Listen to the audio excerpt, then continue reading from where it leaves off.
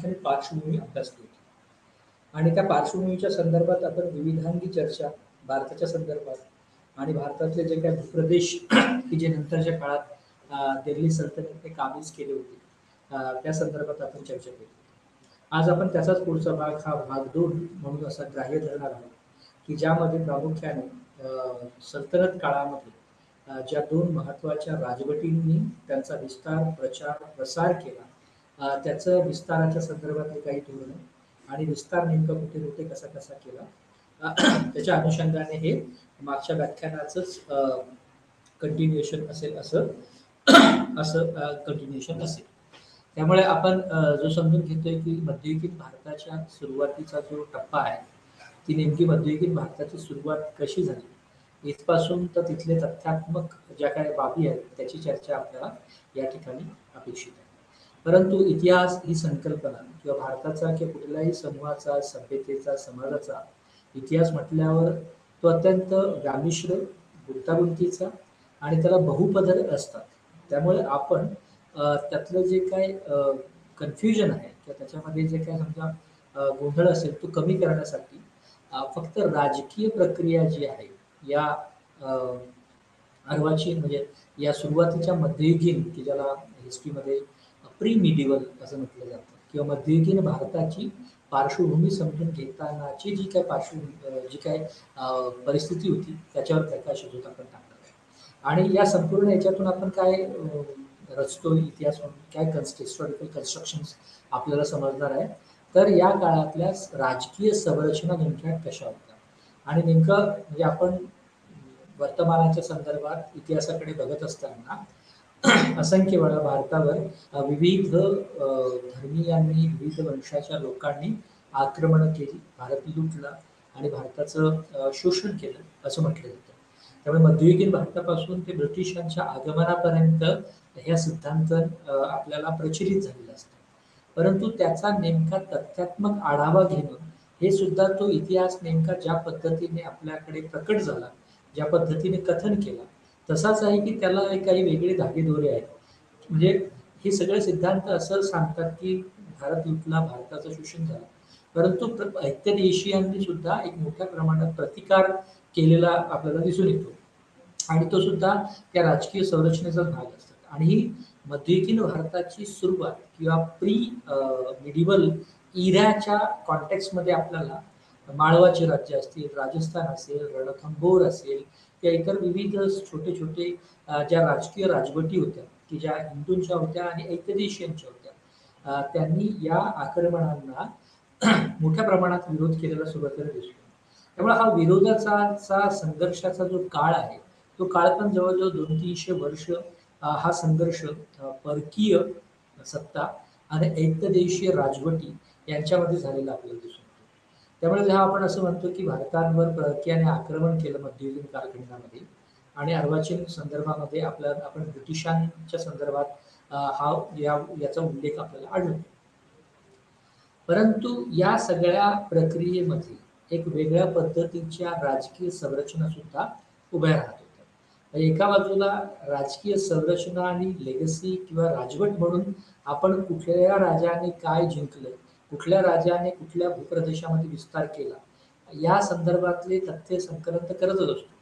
परंतु त्या राजवटीमुळे एक वेगळ्या पद्धतीची ऑटोनॉमस किंवा स्वायत्त अशा राजकीय संरचना सुद्धा उभ्या राहतात आणि त्या संरचना सुद्धा अभ्यासामध्ये विशेषतः या संदर्भामध्ये म्हणजे मध्ययुगीन भारताच्या जी काय फाउंडेशन आहे प्रामुख्याने दिल्ली सल्तनतचं दिल्लीच्या सल्तनतीचा पाया समजून घेताना आपल्याला सल्तनत काळामध्ये ज्या इतर आर्थिक बाबींचे उल्लेख होतात विशेषतः इकता आणि इतर की ज्या खरं तर महसूल आणि वित्ताच्या संदर्भातल्या बाबी परंतु या वित्ताच्या संदर्भातल्या घटकांनी सुद्धा राजकीय दृष्ट्या हा इतिहास एकत्र करण्यामध्ये मोठी भूमिका पार पाडलेली दिसते. तर अशा पद्धतीचे वेगवेगळे अन्वयार्थ आपल्याला या कालखंडातली राजकीय संरचना समजून घेताना उपयोगी पडेल किंवा राजकीय संरचना समजून घेताना त्याकडे सुद्धा आपल्याला लक्ष वेधणं आणि लक्ष दिलं जाणं महत्वाचं आहे. त्यामुळे प्रामुख्याने आपण हा जो काही खंड आहे किंवा हा जो काही अध्याय आहे, अध्याय पहिला, राजकीय संरचना. विषय आपला आहे भारताचा इतिहास आणि प्रामुख्याने कालखंड जर आपण बघितला तर 1206 ते 1707 असा एक दीर्घ जवळजवळ 400-500 वर्षाचा कालखंड आपल्याकडे आहे. ओके. त्यामुळे या कालखंडाला म्हणजे 1206 आपण असं जेव्हा म्हणतो तोपर्यंत एक दिल्ली सल्तनतीचा खुंटा बळकट होताना आपल्याला दिसतो. किंवा दिल्ली सल्तनत एक राजकीय व्यवस्था म्हणून, एक राजकीय प्रणाली म्हणून आणि एक विविध वेगळ्या धर्माची राजवट म्हणून प्रस्थापित होताना आपल्याला दिसते. त्यामुळे त्या राजवटीमधल्या ज्या दोन महत्वाच्या सल्तनती आहेत, या दोन महत्वाच्या राजवटी म्हणजे अल्लाउद्दीन खिलजी आणि तुघलक, या दोन्हींवर प्रकाशझोत टाकणे आणि या दोन राजवटींमुळे खरं तर दिल्ली सल्तनतीचा विस्तार होण्यामध्ये कसा हातभार लागला याची नोंद आपल्याला यामध्ये घेणं अपेक्षित आहे. ओके. त्यामुळे मध्ययुगीन भारताची सुरुवातच मुळात दिल्ली सल्तनतीपासून सुरू होते. मध्ये आपण एक स्थित्यंतराचा कालखंड सुद्धा अभ्यासलेला आहे. त्यामध्ये खरं तर प्राचीन भारत लयास जाणे म्हणजे कालखंड म्हणून लयास जाणे आणि मध्ययुगीन भारताचा उगम या दोन अवस्थांच्या मध्ये एक स्थित्यंतराची अशी अवस्था आपण अभ्यासली की ज्यामध्ये अ, हस्तकला, कौशल्य, शहरीकरण, वाणिज्यिक विकास आणि इत्यादी बाबींवर आपण प्रकाश टाकला होता. आणि या संपूर्ण बाबी खरं तर प्राचीन भारतापासून जो काही तत्कालीन विकासाची जी काही समज होती किंवा स्थिर समाजाची जी काही समज होती त्यानुसार आपल्याला एक वेगळा स्थिर समाज प्राचीन भारताचा कालखंड म्हणून संपताना आढळतो. म्हणजे दुसऱ्या बाजूला आपण असंही ऐकत असतो की प्राचीन भारतामध्ये किंवा भारतामध्येच एकंदरीत सोन्याचा धूर निघत होता. तर हे सोन्याचा धूर निघत असणं हे कशाचं प्रतीक आहे? तर प्राचीन भारत किंवा किंवा हा जो काही आपण मध्ययुगीन भारताचा अभ्यास करतो त्याच्या अगोदर भारताच्या सगळ्या भूभागावर एक वेगळ्या पद्धतीचं आर्थिक स्थैर्य आलेलं आपल्याला दिसतं. आणि त्या आर्थिक स्थैर्याचं प्रतिबिंब आपल्याला अशा पद्धतीच्या घोषणांमध्ये दिसतं की भारतामध्ये एक सोन्याचा धूर निघत होता. त्यामुळे वाणिज्यिक बाबतीत, शहरीकरणाच्या बाबतीत, हस्तकला कौशल्याच्या बाबतीत आणि इतर व्यापार उद्यमांच्या बाबतीत सुद्धा ह्या स्थित्यंतराच्या काळामध्ये एक मोठ्या प्रमाणात झेप आपल्याला दिसून येते. ओके. आणि त्या बॅकग्राऊंडवर म्हणजे त्या पार्श्वभूमीवर आपल्याला ही महत्वाची आक्रमणं किंवा या महत्वाच्या स्वाऱ्या मग मोहम्मद घोरीच्या असतील, मोगलांच्या असतील, मंगोल यांच्या असतील या स्वाऱ्या दिसतात. त्याचं एक दुसरं कारण असं आहे की ह्या ज्या काही स्वाऱ्या ज्या भूप्रदेशातून येतात त्या भूप्रदेशामधली राजकीय अस्थिरता आणि त्यांच्या अंतर्गत बंडाळ्या आणि त्यांच्या आपापसात असलेले जीवघेणे संघर्ष यामधून सुद्धा काही प्रमाणात एका नव्या भूमीचा शोध किंवा एक नव्या संपन्न अशा भूमीतून महसूल किंवा त्याचा लूट या हा एक छोटा दृष्टिकोन सुद्धा सुरुवातीच्या आक्रमणांमध्ये आपल्याला दिसतो. ओके. त्यामध्ये आपण आपल्याकडचे जे काही मंदिरं असतील, आपल्या जेकडे जे आपल्याकडच्या ज्या काही धार्मिक स्थळं असतील ते सुद्धा अत्यंत प्रगल्भ किंवा संपत्तीने धनवान अशा सोन्या नाण्यांनी, हिऱ्यांनी वगैरे वगैरे अ, असा तो साठा आपल्याकडे दिसतो. त्यामुळे सुरुवातीच्या काळातली बरीचशी आक्रमणं म्हणजे किंवा या धांदलीमधल्या ज्या काही लुटीचे प्रकार आपल्याला दिसतात, ते लुटीचे प्रकार सुद्धा धार्मिक स्थळांच्या संदर्भात दिसतात. परंतु ते धार्मिक अंगाने न होता त्या धर्म क्षेत्राच्या ठिकाणी असलेल्या संपत्तीच्या आकर्षणातून अशा पद्धतीची आक्रमणं, अशा पद्धतीच्या लूट आपल्याला दिसतात. त्यामुळे हा जो काही आक्रमणांचा इतिहास आहे, लुटीचा इतिहास आहे, ते समजून घेताना त्याच्या अंतर्निहित त्यामध्ये असलेलं अंतर्निहित एक सत्य म्हणजे या सगळ्यांना असलेला एक आर्थिक किंवा वित्तीय बाबींचा असलेला कंगोरा. ओके. त्यामुळे ही आक्रमणं का होती? कारण हा एक संपन्न भूप्रदेश होता. या याच काळामध्ये विविध धर्मक्षेत्रांच्या संदर्भात किंवा स्थळांवर सुद्धा आक्रमण होत होती. कारण त्या काळातली धर्मक्षेत्र सुद्धा एक संपत्तीने भरलेली होती. हां, सोन्या, नाणे, हिरे, जवाहरात इत्यादीचं केंद्र ही त्या काळातली धर्मक्षेत्र आपल्याला दिसून येते. म्हणजे श्रद्धेची केंद्र तर होतीच. पण त्याचबरोबर एक वेगळ्या संपन्न अशा वस्तूंची केंद्र सुद्धा ती होती. त्यामुळे ह्या सगळ्या आक्रमणांचं जे जे लक्ष्य आहे, ते लक्ष्य ही अशी क्षेत्र की ज्याच्यातून एक मोठी लूट करणं शक्य आहे. तर सुरुवातीला अत्यंत छोट्या अशा लक्ष्यासहित ही आक्रमणं झालेली आहेत. नंतरच्या काळात या सगळ्या भूपट्ट्यात एक राजकीय स्थैर्य किंवा एक राजकीय सत्ता स्थापित करण्याच्या एका अहम अशा लक्ष्याने प्रभावित होऊन सुद्धा आक्रमणं आपल्याला दिसतात. तिसरं कारण ह्या आक्रमणकर्त्यांचं जे ओरिजिन आहे, जे जे उगमस्थान आहे, त्या उगमस्थानामध्ये असलेले राजकीय संघर्ष, सत्ता संघर्ष ते एक वेगळ्या पद्धतीने अटीतटीला आलेले आपल्याला दिसून येतात. त्यामुळे अशा पद्धतीच्या लढ्या त्यामुळे अशा पद्धतीचा प्रसार दिसतो. त्याच पद्धतीने एक महत्वाचा अजून जो मुद्दा आहे तो स्थलांतराचा.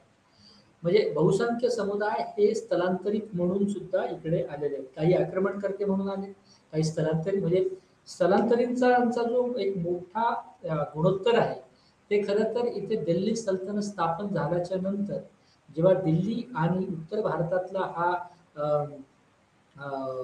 उत्तर पश्चिमेतला जो काय फ्रंटियर आहे तो फ्रंटियर खरं तर हा इस्लामिक संस्कृतीचं, आर्टचं, कल्चरचं एक केंद्र म्हणून जेव्हा होतो तेव्हा मध्य आशियातून आणि इतर इस्लामिक भूप्रदेशामधून सुद्धा त्या काळातले स्कॉलर्स, विद्वान लोक आणि ज्यांना प्रशासनाचा अनुभव आहे असे मोठ्या प्रमाणातले स्थलांतर या भागामध्ये घडून आणलेले दिसून येतात. आणि जेव्हा ही दिल्ली सल्तनत उभी राहते तर ती सल्तनत रन करण्यासाठी, ती चालवण्यासाठी सुद्धा महत्वाच्या अनुभवी कुशल सेनानींची गरज भासते आणि ती गरज भागावी म्हणून सुद्धा ज्यांनी ह्या भूप्रदेशांवर कब्जा केला ती मंडळी त्या मोठ्या साम्राज्यातून अशा महत्वाच्या पारखून सैन्य किंवा सेनानी किंवा कुशल प्रशासक आपल्याकडे आणले जातात किंवा या भूप्रदेशामध्ये आणले जातात. तो हा एक एक एक मोठा असा संदर्भ आहे भारतावरचं याच्या लुटीचा किंवा भारतावर एक दिल्ली सल्तनत किंवा एक इस्लामिक कल्चर राजकीय दृष्ट्या स्थापित होण्याच्या मागचं.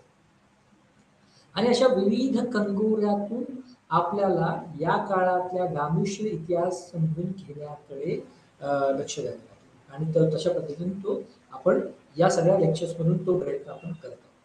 त्यामुळे हे राजकीय संरचनेची पार्श्वभूमी काय, तर त्या राजकीय संरचनेची पार्श्वभूमी भारताच्या म्हणजे खैबर खिंडी, वायव्य प्रांत, नॉर्थ वेस्टर्न प्रोव्हिन्सेस इत्यादी इत्यादी या सगळ्या भूभागामध्ये झालेलं आक्रमण, झाल्यानंतर स्थलांतर, ओके, आणि अंतर्गत बंडाळ्यामुळे झालेलं फोर्स मायग्रेशन या सगळ्या बिंदूंच्या अनुषंगाने आपण दिल्ली सल्तनतीचा पार्श्वभूमी किंवा त्याचा फाउंडेशनचा काळ, स्थापनेचा काळ समजून घेऊ शकतो.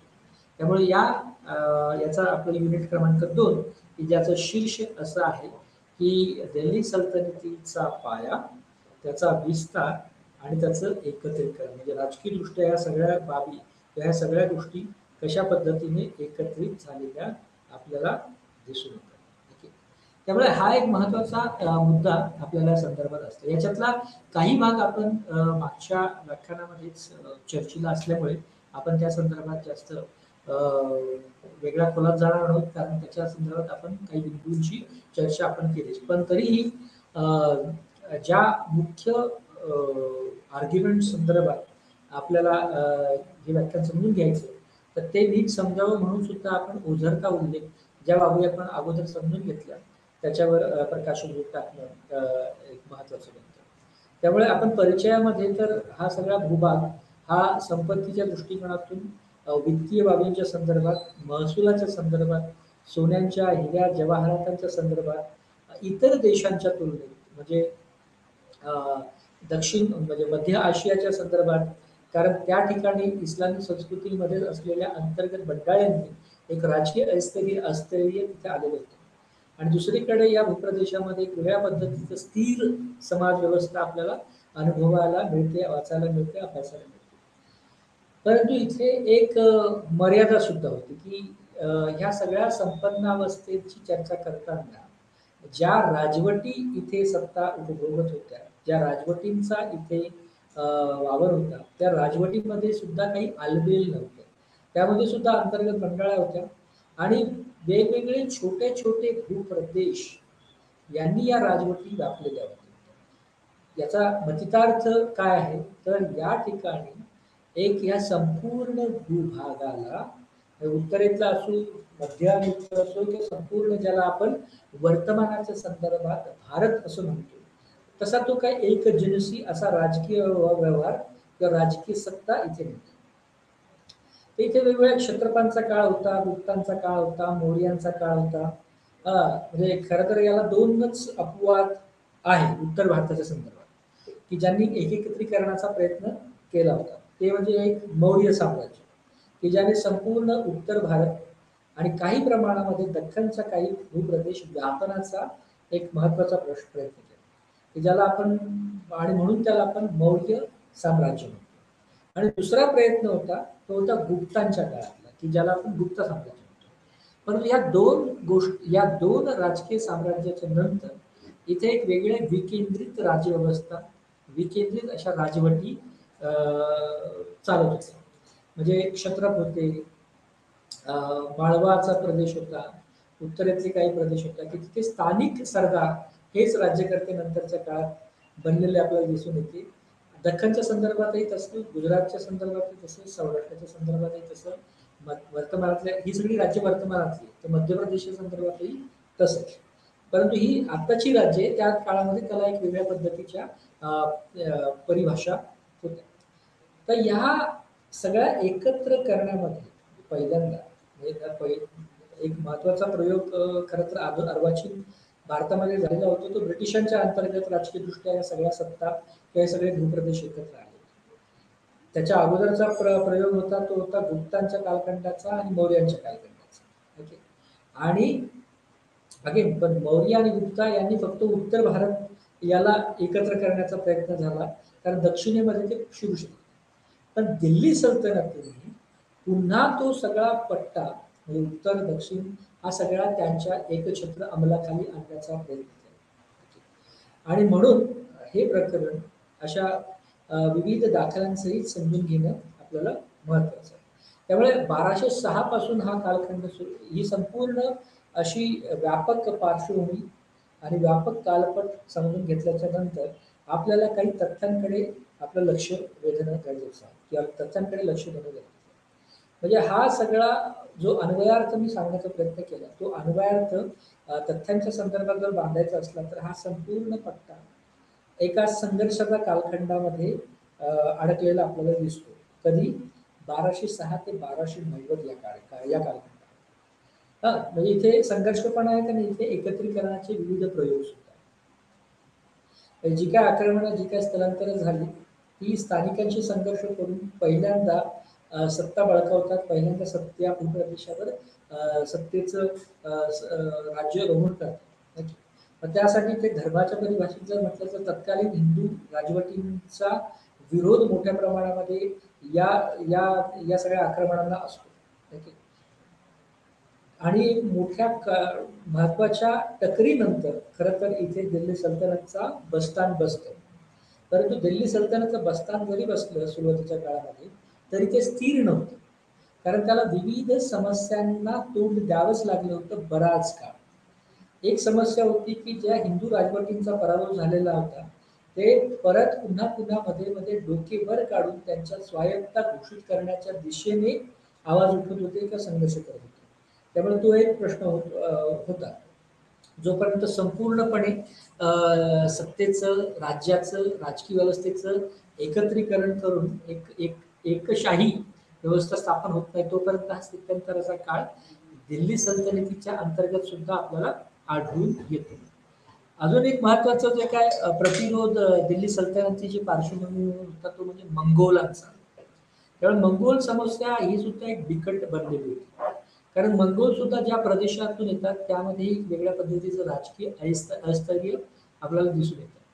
आणि म्हणून मंगोल सुद्धा दिल्ली सल्तनतीवर हल्ले करून, किंवा ज्यांच्या ताब्यात म्हणजे त्या काळात बलबन असेल, रजिया असेल, किंवा अजून कुठलाही प्रशासक किंवा राजा तिकडे असेल, तर त्याच्यावर हल्ले करण्याची संधी मंगोलांनी सोडलेली नाही. तर बराच काळ मंगोल आणि दिल्लीचं केंद्र हे सत्ता संघर्षाचं प्रतीक झालेलं आपल्याला दिसून येतं. आणि मंगोल सुद्धा जिकरीने बराच काळ दिल्ली ताब्यात घेण्याचा प्रयत्न करत होते.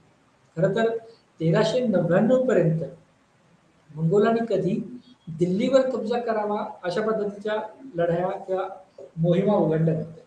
परंतु तो जो भूप्रदेश सल्तनतीच्या ताब्यात होता त्या भूप्रदेशांवर मात्र नक्कीच आक्रमण करत राहिले. त्यामुळे दिल्लीमध्ये बसलेल्या ची जे सुलतान होते त्यांना मंगोलांचा बंदोबस्त कसा करावा यासाठी बराच काळ विचार करावा लागला. त्याचं कारण असं की मंगोल हे फार चिवट पद्धतीने आणि बराच दीर्घकाळ संघर्षरत होत असलेले दिसतो. परंतु नंतरच्या काळात आपल्याला मंगोलांचा पाडाव होताना दिसतो. आणि जे टर्की हे जे काय तुर्क म्हणून आले होते त्यांचं इथे एक राजकीय बसायला सुरुवात झालेली दिसते. म्हणजे म्हणजे आक्रमणाच्या संदर्भात आपल्याला दोन महत्वाचे मनुष्य किंवा महत्वाच्या आक्रमणकर्ते दिसतात. एक अरब आणि दुसरे तुर्क. अरब जे की उर्दू आणि ह्या त्याच्या भाषा आणि तुर्क ज्यांच्यामध्ये पर्शियन आणि या सगळ्या भाषांचा संदर्भ आपल्याला यातलं डिस्टिंक्शन यातला महत्वाचा मूलभूत फरक समजून घेताना दिसतो.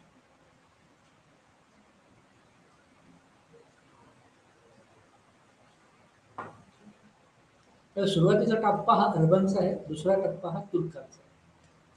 आणि तुर्कांचं नंतर या सगळ्या भारताच्या किंवा ह्या पट्ट्याचा वरचा विजयावर एक शिक्कामोर्तब दिसून येतो. याचे राजकीय परिणाम सुद्धा अत्यंत विविध पद्धतीने राजकीय पडसाद सुद्धा आपल्याला दिसून येतात. कारण पुन्हा मंगोलांची समस्या जेव्हा जेव्हा उद्भवली तेव्हा त्यांचा कायमस्वरूपी बंदोबस्त करावा अशा पद्धतीच्या रचना खिलजीच्या नंतरच्या काळामध्ये वाढलेल्या दिसतात. आणि खिलजीच्या काळात सुद्धा आपल्याला मंगोलांचा बंदोबस्त करण्याची निकड जाणवत असताना खिलजीच्या काळामध्ये जेव्हा मंगोलांचा बंदोबस्त होतो त्यानंतर एक मोठ्या प्रमाणात सल्तनतीचा विस्तारासाठीचं एक पोषक वातावरण तयार होताना आपल्याला दिसतं. त्यामुळे दिल्ली सल्तनतीचा जो कार्यकाळ आहे किंवा दिल्ली सल्तनतीची जी काय जो काय विस्तार आहे तो आपल्याला अल्लाउद्दीन खलजी आणि तुघलक या दोन राजवटींच्या काळामध्ये आपल्याला तो दिसून येतो. तर खलजीच्या अल्लाउद्दीन खिलजीच्या काळामध्ये की जो खरं तर जलालुद्दीन खिलजीच्या नातेसंबंधातला महत्वाचा माणूस आहे अल्लाउद्दीन. आणि जलालुद्दीन हे त्याचे सासरे वगैरे अशा पद्धतीचं ते नातेसंबंध त्यांचे या भूप्रदेशात होते. त्याच्या अगोदर कोण होते ते त्याच्या अगोदर बलबन वगैरे आणि की जे गुलाम वंशाचे राज्यकर्ते म्हणून गणले गेलेले होते. गुलाम वंशाचे म्हणजे यांचं जे ओरिजिन आहे जिथून हे मायग्रेशन जिथून हे आक्रमण घडलं त्या ठिकाणी हे सरदार म्हणून गणले गेलेले आपल्याला दिसून येतं. ओके. त्यामुळे हे गुलाम वंशाचे राज्यकर्ते आपल्याला सुरुवातीच्या काळात अल्लाउद्दीन खिलजीच्या काळामधला जो सल्तनतीचा विस्तार आहे तो पश्चिम आणि मध्य भारतामध्ये मोठ्या प्रमाणात दिसतो. त्याच पद्धतीने वायव्य आणि उत्तर भारताच्या संदर्भात सुद्धा दिसतो. दख्खन आणि दक्षिणेकडे सुद्धा एक विस्तार दिसतो की जे अगोदरचे जे काही साम्राज्य होते त्यांच्यामध्ये ह्या उणीव होत्या. दक्षिणेकडे फार कुठलीही केंद्रीय सत्ता आतापर्यंत तशी सरकलेली नव्हती. नंतर जे काही राजवट येते ती म्हणजे सल्तनतीचाच भाग म्हणून ती होती तुघलकांची. तर तुघलकांच्या काळात मोठ्या प्रमाणामध्ये दक्षिणेमध्ये विस्तार दिसतो. पूर्व भारत की जे ज्याला वर्तमान राज्य म्हणून आपण ज्याला ओरिसा आणि हा सगळा जो पूर्वीय समुद्रतट आणि पूर्वीय समुद्र किनाऱ्याचा प्रदेश म्हणून ओळखतो त्या पूर्व भारतामध्ये सुद्धा तुघलकांचा विस्तार होताना दिसतो.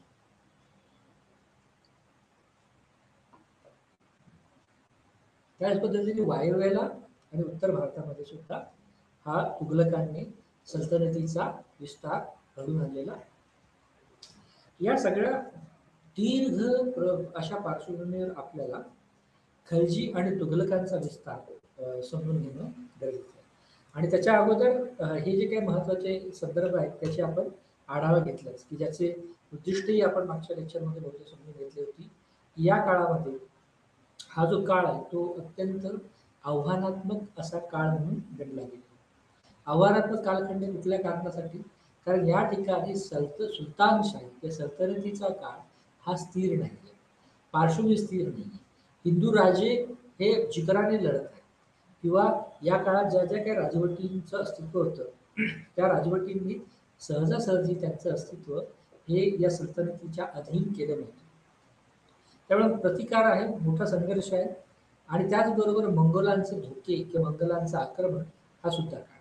त्यामुळे याला एक इतिहासातील रचनात्मक आणि आव्हानात्मक असा कालखंड गणला गेला आहे 1209 पासून 9पर्यंत.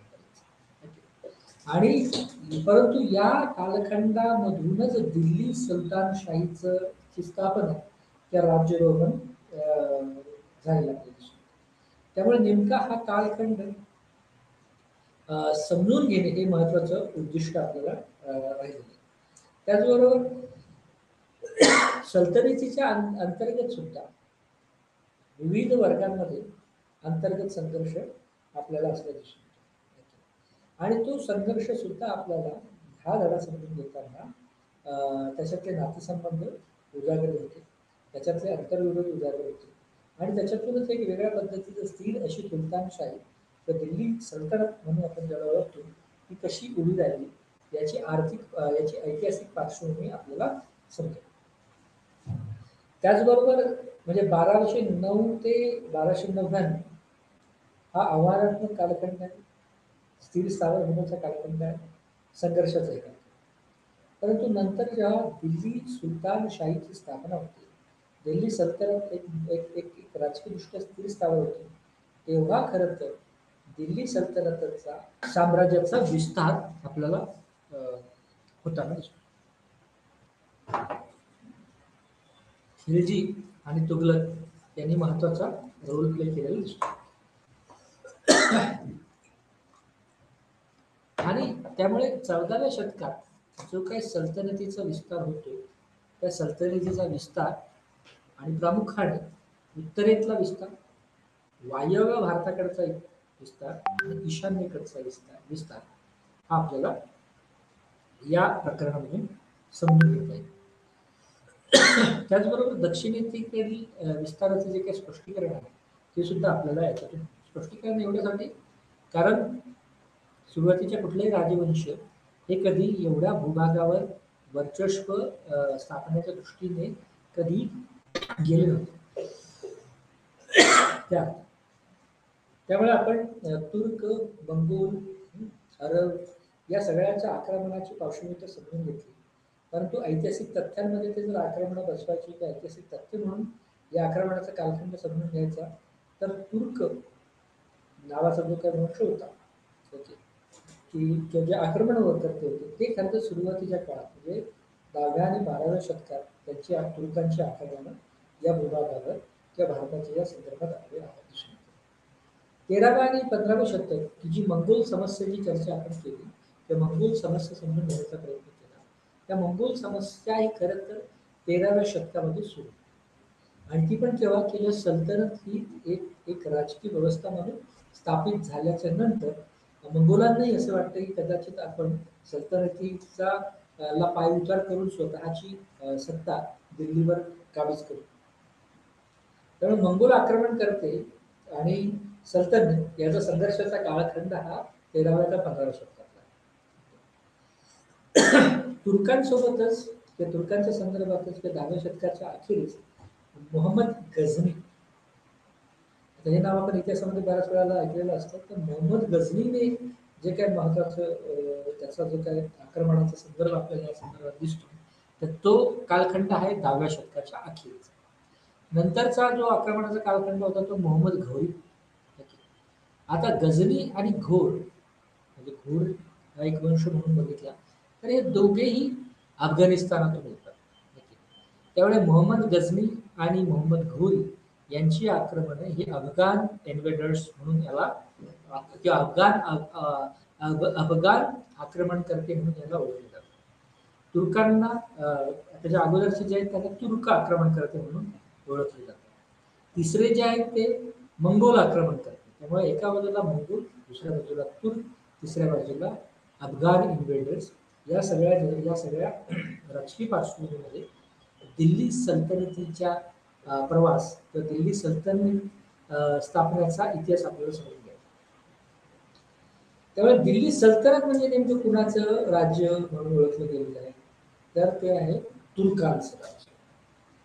जे ते होतं तुर्कांचं राज्य. या तुर्कांनी सल्तनतीचा पाया घातलेला दिसून येतो. आता हे तुर्कांचं राज्य कुठल्या भूभागावर होतं, तर ते वर्तमान संदर्भातल्या उत्तर भारताचा काही भाग, महत्वाचा भाग हा सुरुवातीला दिल्ली सल्तनत म्हणून गणला गेला किंवा दिल्ली सल्तनतीच्या अखत्यारीत आला गेला. आणि नंतरच्या काळात ही दिल्ली सल्तनतीचा विस्तार आपल्याला एक मोठ्या प्रमाणात होतो. हा झाला एक राजकीय पट, राजकीय पार्श्वभूमी आणि सखोल असं विविधांगिक वेगवेगळ्या अन्वयार्थ या कालखंडाचं लावणारं विवेचन. कुठून, तर एका अराजक किंवा संघर्षरत अशा परिस्थितीपासून एका सल्तनतीच्या स्थापना होईपर्यंतचा एक पट.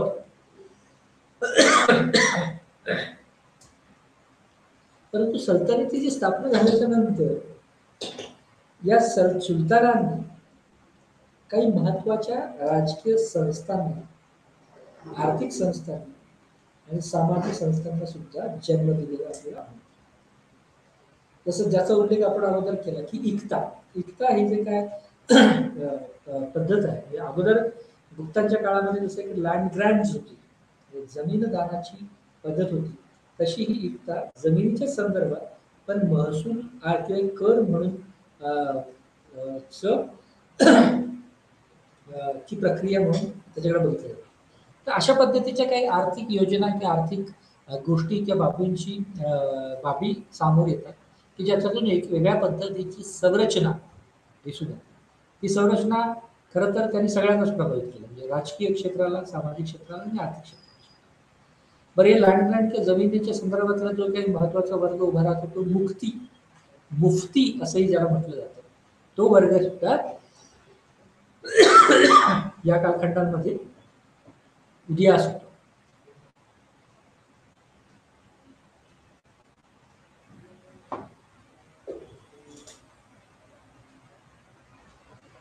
त्यामुळे एका बाजूला एक्सपान्शन आहे, संघर्ष आहे, प्रतिस्पर्धी आहेत, आणि दुसऱ्या बाजूला राजकीय गरजेपोटीच्या एका नवीन संरचनांचा उदय आहे की ज्यामुळे खरं तर सुलतानशाही किंवा सल्तनत ही स्थिर व्हावी लागते आर्थिक आणि राजकीय दृष्ट्या.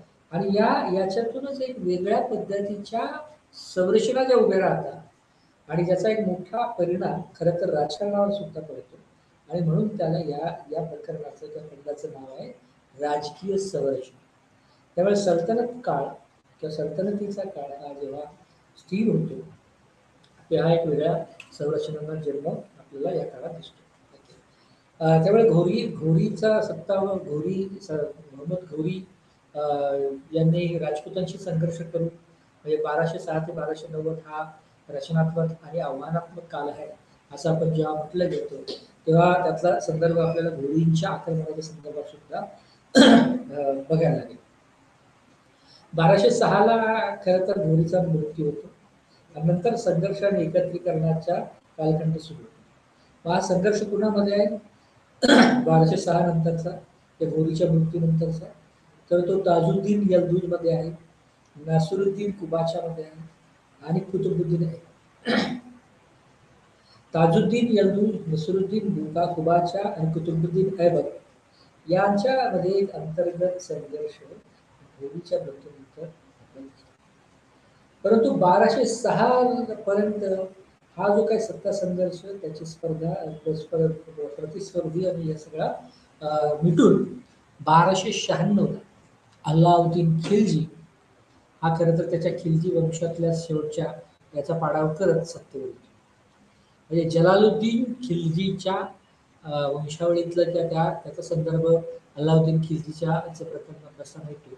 परंतु महत्वाचं गाभा काय येते की 1296ला अल्लाउद्दीन खिलजी एक सत्तेवर येतो. पण अल्लाउद्दीन खिलजी सुद्धा सत्तेवर आल्याच्या नंतर आणि विशेषतः इल्तुतमिशच्या कालखंडामध्ये मंगोलांची समस्या सुद्धा एक वेगळं उग्र स्वरूप धारण करते. आता इल्तुतमिश हा जो काय सल्तनतच्या काळातला एक राजकीय नेता किंवा राजकीय वर्ग होता किंवा राज्यकर्ता होता, त्याने खरं तर मंगोल आणि इतर आक्रमणकर्त्यांच्या मुळे त्याचं राजकीय धोरण हे अलिप्ततावादी धोरण म्हणून अवलंबले. ओके. त्यामुळे 1221च्या सुरुवातीलाच याचे जे पूर्वसुरी होते इल्तुतमिशचे, त्यांना मंगोलांचा सामना करावा लागला. कारण 1240 पासून ते 66 पर्यंत या सगळ्या भूभागावर मंगोलांनी चढाईचे प्रयत्न आपल्याला केलेले दिसतो. परंतु जेव्हा हे सगळं अल्लाउद्दीन खिलजी आणि हे सगळं सुरू याची सत्ता येते, त्या काळातलं इल्तुतमिश आणि त्याच्या अगोदरचे जे काही राज्यकर्ते होते, त्यांनी एक सुरक्षित अशी नीती म्हणून जे काय विलिनीकरणाचं अलिप्त असण्याचं धोरण स्वीकारलं होतं, ते नंतरच्या काळामध्ये संपलं किंवा परस्पर आक्रमणाचा जो सुवर्णकाळ म्हणून ज्याला गणलं गेलं तेही संपलं. ओके. आता यातला जो बलबन राज्यकर्ता होता, त्याने मंगोलांच्या विरोधात खरं तर बळाचा आणि त्याचबरोबर मुत्सद्देगिरीचा अशा दोन्ही प्रकारे त्यांना शमवण्याचा नमवण्याचा प्रयत्न केलेला दिसून येतो. कुणी तर बलबन. त्यामुळे मंगोल ही समस्या एक महत्वाची समस्या म्हणून या कालखंडाच्या संदर्भात अभ्यासली गेलेली असते. परंतु जेव्हा हे तुर्क एक प्रबळ बनतात, की जे मुघलांचा सुद्धा पाडाव करतात आणि ते दिल्ली आणि हा सगळा भूप्रदेश ताब्यात घेतल्याच्या नंतर पहिल्यांदा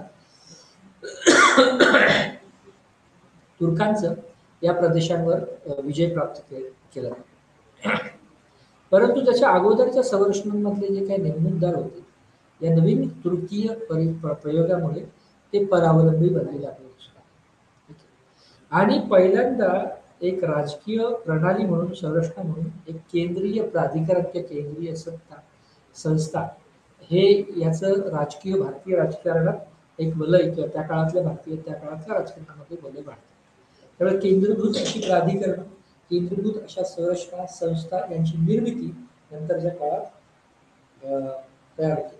आणि याची जी प्रतिस्पर्धी होती सल्तनतीची, की जे रईस होते, राणा होते, ठाकूर होते, हिंदू राजवटी होत्या, या सगळ्यांच्या मर्यादांमुळे खरं तर सल्तनत त्याचा केंद्रीय अधिकार प्राधिकरण ही बल्लाढ्य झालेली आहे.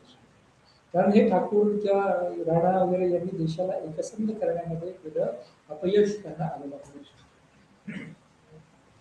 त्यामुळे जसं की इथे एक वेगळ्या पद्धतीची स्थिरता येते होती, तेव्हा ती स्थिरता त्या गव्हर्नमेंट रन करण्यासाठी मध्य आशिया आणि इतर विभागातून कसलेले शिकलेले युद्ध निपुण असलेले सरदार यांनी सल्तनतीच्या कालखंडामध्ये मागवले, त्याची आयात केली आणि अखिल भारतीय प्रशासन, ज्याला केंद्रीय प्रशासनाचं म्हटलं जाऊ शकतं, ते स्थापण्यामध्ये तुर्कांना या कालखंडामध्ये यश आलेलं आपल्याला दिसतं. त्याचबरोबर शहरं आणि इतर महत्त्वाची जी काही व्यापारी उद्यानाची केंद्र होती, ती व्यापाऱ्या उद्यमाची केंद्र सुद्धा दिल्ली सरकारच्या त्या काळातल्या सल्तनतीच्या अखत्यारीत आलेली आपल्याला दिसते. त्यामुळे हे दोन महत्त्वाचे गोष्टी होत्या, की दिल्ली सल्तनत एक केंद्रीभूत सत्ता म्हणून तिचा उदय हा 1290 नंतरच्या कालखंडामध्ये उभा राहताना आपल्याला दिसून येतो. की ज्याने अशी वेगवेगळे शहरं, व्यापाराची केंद्र, की ज्याला शहरच म्हटलं गेलं किंवा सिटी स्टेट्स आपण म्हणू शकतो आजच्या संदर्भात किंवा त्या काळाच्या संदर्भात. त्या वर्तमान संदर्भामध्ये शहराच्या ज्या परिभाषा आहेत त्या परिभाषेत त्यांना शहरं कितपत म्हणावी. परंतु व्यापार उद्यमाचे केंद्र, लोकसंख्या मुबलक प्रमाणात असल्याचं केंद्र आणि इतर सुखसुविधा यांनी अद्ययावत असलेलं प्रदेश म्हणून शहरांना गणलं गेलं. ओके. परंतु ही सगळी शहरं ही केंद्रीभूत सल्तनतीच्या अखत्यारीखाली यायला या काळामध्ये सुरुवात झाली आहे. आणि जसं आपण विचारलं की आतापर्यंत अल्लाउद्दीन खिलजी सत्तेवर येईपर्यंत इतक्या वेगवेगळ्या पद्धतीने वेगवेगळ्या जे काही राजवटी यांचं सत्तेवर आलं, त्यांनी मंगोल ही जी काही समस्या होती त्या मंगोलांना नीट धडा शिकवण्याचं किंवा त्यांचा पाडाव करण्याचं ची गरज त्यांच्या वेगवेगळ्या धोरणातून दिसते. जसं बर्बरनी सुद्धा तो प्रयोग केला. अगोदरच्या राज्यकर्त्यांनी सुद्धा मुत्सद्दी केली आणि बळाचा वापर करून मंगोल समस्येवर उत्तर शोधण्याचा प्रयत्न केला. ओके. परंतु हे खिलजी राजघराण्याच्या मधला महत्वाचा कर्तबगार राजकीय जो काही सत्ताधारी होता तो होता अलाउद्दीन खिलजी. परंतु खिलजी घराणं समजून घेताना अलाउद्दीन खिलजी पासूनच खिलजींचा इतिहास आणि पर्यायाने मध्ययुगीन भारताचा इतिहास सुरू होतो असं नाही. तर खिलजी राजा वंशातून ज्या वंशावळातून ज्या काही रक्तसंबंधात तो येतो त्याच्याही अगोदर तिथे जलालुद्दीन खिलजी होते. परंतु जलालुद्दीन खिलजीच्या काळाने मंगोल समस्येने अजूनच उग्र स्वरूप किंवा एक वेगळ्या डोक्यावर काढलेलं आपल्याला दिसतं. त्याचं एक महत्वाचं कारण की त्याच्या अगोदरच्या कालखंडांमध्ये साम्राज्य विस्तार झाला नाही. तर त्या काळातला जो काही राज्यकर्ता होता जलालुद्दीन त्याच्याकडे ना इच्छाशक्ती होती एक राजसत्ता बळकावण्याची, ना त्याच्याकडे संसाधन. आणि या सगळ्या मर्यादा जलालुद्दीनने लक्षात घेता कोणताही मोठा विस्तारवादी कार्यक्रम घेतला नव्हता. त्यामुळे जलालुद्दीनने आहे त्या परिस्थितीमध्ये आहे ते साम्राज्य टिकवण्याकडे जपण्याकडे ओके. आणि त्यामुळे एक वेगळ्या पद्धतीचे मर्यादित असे सुलतानशाही जलालुद्दीन करत होते. परंतु नंतर अलाउद्दीन खिलजी सत्तेवर आल्याच्या नंतर अलाउद्दीनने त्याचा राजवंश त्याचेही राजकीय गोष्टींचा विस्तार करण्याचे धोरण अवलंबलेलं आहे. तर अगोदरच्या काळातलं जे काय अलिप्ततेचं सौहार्दाचं इत्यादी जे काही धोरण होतं ते जाऊन एक वेगळ्या विस्तारवादी कार्यक्रम अलाउद्दीन खिलजीच्या अंतर्गत उभा राहिलेला आपल्याला दिसतो. आणि त्यामुळे त्या विस्तारवादी धोरणाचाच परिणाम स्वरूप वेगवेगळ्या आघाड्या वेगवेगळ्या मोहिमा अलाउद्दीन खिलजी हे वायव्य प्रांतामध्ये उत्तर भारतामध्ये मध्य भारतामध्ये पश्चिम भारतामध्ये वेगवेगळ्या आघाड्या अलाउद्दीन खिलजीने उघडलेल्या तर त्या काय तर समजा उदाहरणार्थ पश्चिम भारत आणि मध्य भारत हा जर समजून घ्यायचा तर या ठिकाणी सुद्धा विविध राज्य वास करत होती.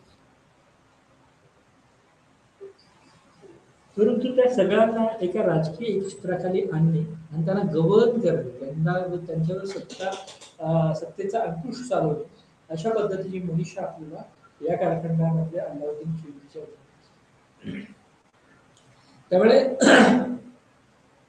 अलाउद्दीन खिलजीचा साम्राज्य विस्तार समजून घेताना आपण 1299 ला पहिल्यांदा अलाउद्दीन खिलजीने गुजरात बळकावण्याची मोहीम सुरू केली होती आणि पर्यायाने नंतरच्या काळामध्ये गुजरातचा भूप्रदेश त्यांनी सल्तनतीच्या अखत्यारीत आणला. आता ही गुजरातची मोहीम प्रामुख्याने 2 महत्वाच्या अधिकाऱ्यांमुळे लढली गेली किंवा लढवली गेली. त्यामध्ये अत्यंत विश्वासू म्हणजे सुलतानशाहीचे सुलतान काळाचे विश्वासू म्हणून उलुग खान आणि नुसरत खान हे ओळखले गेले.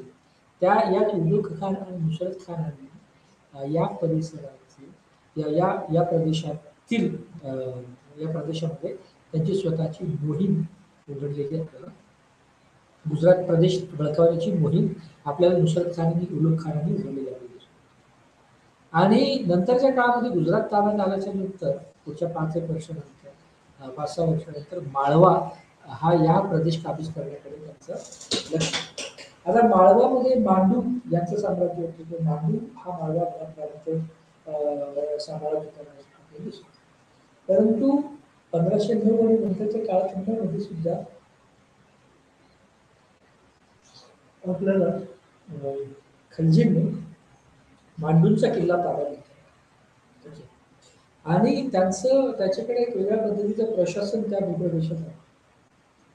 तर ते प्रशासन कुणी हँडल केलं की कुणी सांभाळलं तर सल्तनतीच्याच कालखंडाच्या सल्तनतीच्या संदर्भातले महत्वाचे अधिकारी म्हणजे एनुल मुल्क यांना प्रशासनासाठी तो जिंकलेला जो काही मांडूचा किल्ला होता तो त्यांना देण्यात आला. हा झाला पश्चिम आणि मध्य भारताच्या संदर्भात आक्रमण आणि विस्ताराच्या संदर्भात. परंतु वायव्य आणि उत्तर भारताच्या संदर्भात सुद्धा अलाउद्दीन खिलजीने त्याचं एक धोरण बनवलेलं आपल्याला दिसतं. त्यामुळे त्याच्या सगळ्या आघाड्यांमध्ये अत्यंत महत्वाचा अधिकारी म्हणजे होता उलुग खान. आता उलुग खानाने एक रणथंबोरच्या विरोधातलं मोर्चा काढण्यासाठी खरं तर अल्लाउद्दीन खिलजीने उलुग खानाची नियुक्ती केली. त्यामुळे जवळजवळ 1300 मध्ये अल्लाउद्दीनने उलुग खानाच्या खानाला रायशासित रणथंबोरमध्ये दीपक राय, देव राय इत्यादींची सत्ता होती. त्यामुळे रणथंबोर हे सुद्धा एक महत्वाचं त्या काळातलं राजवट होती. तर त्या राजवटीच्या विरोधात 13व्या शतकामध्ये 1300 मध्ये त्यांनी तो रणथंबोर काबीज करण्यासाठी अल्लाउद्दीनने मोर्चा उघडला आणि ज्यामध्ये उलुग खानाला नियुक्त केले. त्याच पद्धतीने या संदर्भातलं एक महत्वाचं राज्य होतं ते म्हणजे चित्तोडचं राज्य. चित्तोडचं वर सुद्धा जवळजवळ 1303 मध्ये अल्लाउद्दीन खिलजीने हल्ला केला आणि ते काबीज केले. तर अशा पद्धतीने अलाउद्दीन उलुग खानने रणथंबोर काबीज केलं, चित्तोडवर हल्ला केला आणि हळूहळू सगळी प्रदेश नंतरच्या काळामध्ये की जे स्वइच्छेने नंतरच्या काळामध्ये सल्तनतीच्या साम्राज्याचा भाग झालेला परंतु त्याचबरोबर मग विस्तार यांचा अल्लाउद्दीन खिलजीच्या अंतर्गत किती झाला तर वायव्येला मुलतानपर्यंत, मध्य भारतामध्ये विंध्य पर्वतांच्या रांगा किंवा विंध्यापर्यंतचा हा विस्तार आपल्याला दिसून येतो. आणि संपूर्ण राजपुताना हा जो काय प्रदेश होता तो दिल्ली सल्तनतच्या आधिपत्याखाली 1305-07 नंतर आला गेला. 1307-08 मध्ये मंगोलांचा पूर्णांशाने पाडाव करण्यात आला आणि हे सुद्धा एक महत्वाचा घटक म्हणून आपल्याला मंगोल संस्थेकडे बघण्यात येऊ शकतो. त्याच पद्धतीने यांनी दक्षिणेकडचा सुद्धा विस्तार अवलंबला किंवा दख्खनचं पठार हे सुद्धा एक वेगळ्या कारणासाठी ओळखलं जाणारे आणि महाराष्ट्राची संस्कृती समजून घेण्यासाठी अत्यंत महत्वाचं असं पठार होतं. तर तिथे देवगिरीचे देवगिरीचे रामचंद्र देव हे राज्य मिळतात. परंतु दख्खनमध्ये सुद्धा रस तयार झाल्याच्या नंतर 1306 पूर्ण या कालखंडामध्ये देवगिरीच्या राय रामचंद्र देव यांच्या विरोधात आघाडी घेतली. त्यामुळे या आघाडीची धुरा त्यांनी सांभाळली दख्खनच्या भूमीची. त्यामध्ये मलिक कफूर हे अत्यंत महत्वाचे आणि नंतरच्या आपल्याला शिवकाळ समजून घेताना सुद्धा याचे काही संदर्भ दिसून येतात. त्यामुळे दख्खनच्या मोहीम खरं तर 1306-07 मध्ये सुरू झाली. तर त्याची नियुक्ती त्याच्यामध्ये महत्वाच्या जबाबदाऱ्या किंवा राजकीय पद्धतीचा समस्यांचं निराकरण करण्याची जबाबदारी मलिक कफूरकडे. पण मलिक कफूर एकटे नसून त्याला मदतीसाठी सुद्धा 2 एक वेगळे अधिकारी दिले. त्यात पहिल्याचं नाव होतं ऐनुल मुल्क मुलतानी आणि अल्फ खान. या 2 अधिकाऱ्यांना मलिक कफूरच्या मदतीसाठी पाठवलं. त्यामुळे अशा पद्धतीने देवगिरी दख्खन या प्रदेश प्राप्त झाल्याच्या नंतर जवळजवळ 1310 पर्यंत वारंगल हा दक्षिणेकडचा जो प्रांत होता त्या वारंगलवर कब्जा करण्याचं नियोजन झालं. आणि या वारंगल आपल्याला जवळजवळ मोठ्या प्रमाणात लूट या काळात सुलतानाने केली दिसते. त्या वारंगलला जवळजवळ 20,000 घोडे, 100 हत्ती, सोन्याचा आणि मौल्यवान वस्तूंचा प्रचंड साठा होता. तर त्याच्यावरचा कब्जा आपल्याला काळात.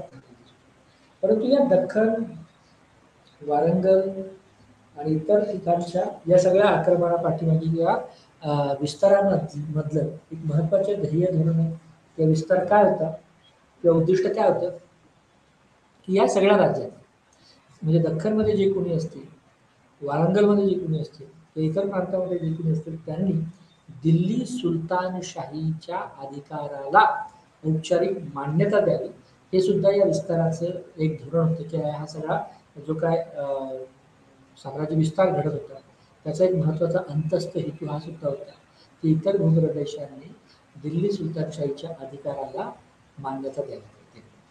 तर त्यांनी मान्यता दिली तरच ही दिल्ली सल्तनत एक केंद्रीय सत्ता आणि सल्तनत म्हणून ओळखली जाईल. हा एक.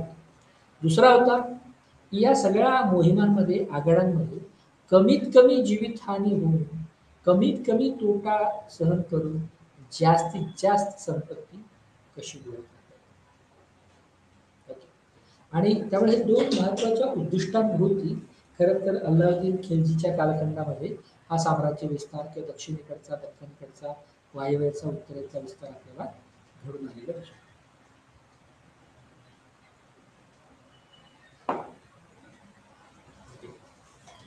त्यामुळे या दोन्हींचं उद्दिष्ट सफल झालेलं आपल्याला दिसून येतं. कारण नंतरच्या कालखंडामध्ये दिल्ली सल्तनत एक प्रबळ राजकीय सत्ता केंद्र किंवा एक समंकष सत्ता म्हणून त्या राजवटींच्या किंवा राज्यकर्त्यांच्या नेतृत्वात उभी राहिली. त्यामुळे हे दोन महत्वाचे उद्दिष्ट सार्थ झाले.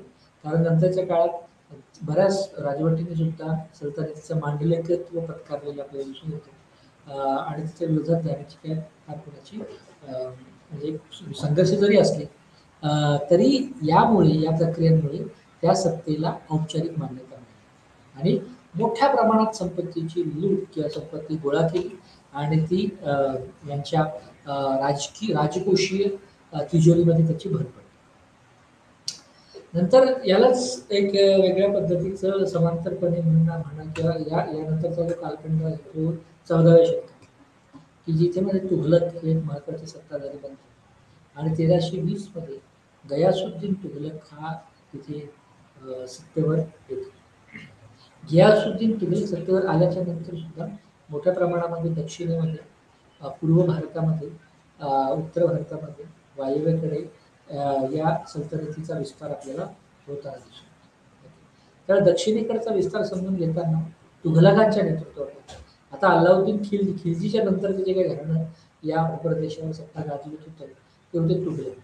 त्यामुळे तुघलकांनी खरं तर मग दक्षिणेकडे मोठ्या प्रमाणात विस्तार करण्यासाठीचा एक प्रयास झालेला आपल्याला दिसतो किंवा प्रस्थान त्यांनी केलं.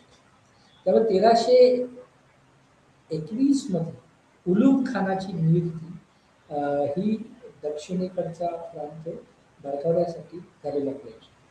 आता उलूग खान याला यासारख्या राज्यकर्त्यांना लेटर तुघलक किंवा नंतरचे काळातले मोहम्मद तुघलक वगैरे जे आहेत अशा पद्धतीने सुद्धा ओळखलं गेलं. म्हणजे गयासुद्दीन तुघलक सुरुवातीचे राज्यकर्ते आणि याचाच कंटिन्युएशनचा भाग म्हणून मोहम्मद बिन तुघलक हे नंतर सत्तेवर येतात आणि त्यांच्या तोपर्यंत एक वेगळ्या पद्धतीचं साम्राज्य विस्तार होतो, वेगळ्या पद्धतीच्या राजकीय संरचना उभ्या राहताना दिसतात.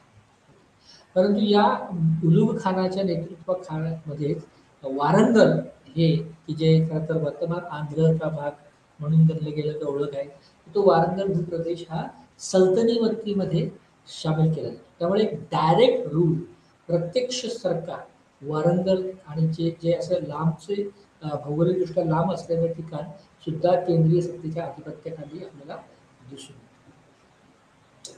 पूर्व भारताचा संदर्भ घेताना आपल्याला दिसून की वारंगल बळकावण्यासाठी तुघलकांची जी काय संघर्ष चाललेला होता, तर वारंगलमधले असलेल्या राज्यकर्त्यांना उत्तर भारत, पूर्व भारतातले विशेषतः ओरिसातले जे काही शासक होते, भानुदेव, म्हणजे खरं तर जाजनगरचे शासक होते, त्यांनी वारंगल हे सल्तनतीच्या अखत्यारीत जाऊ नये म्हणून त्यांना रसद कुठवली की त्याच्यामध्ये एक संघर्ष झालेला दिसून येतो, की मदत झालेली दिसून येते.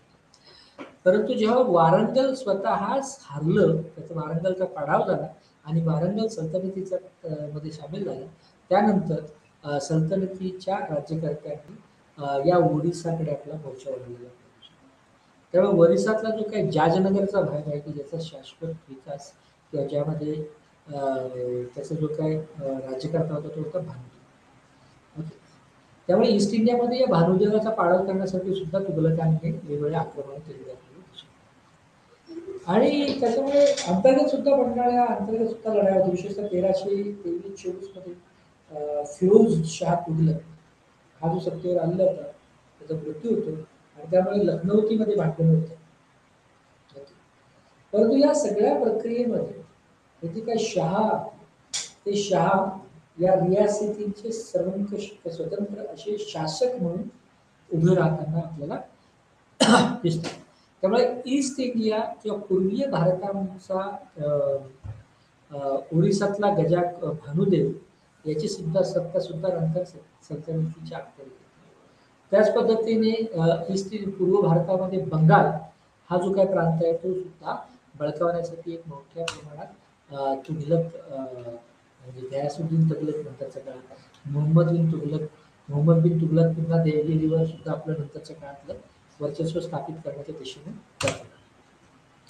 वायव्य आणि उत्तर भारताच्या संदर्भात आपल्याला मोहम्मद तुघलक एक प्रयत्न करतात आणि त्यांनी जवळजवळ तलाडो आणि पेशावर इथे सल्तनतीचा विस्तार केलेला पाहिजे.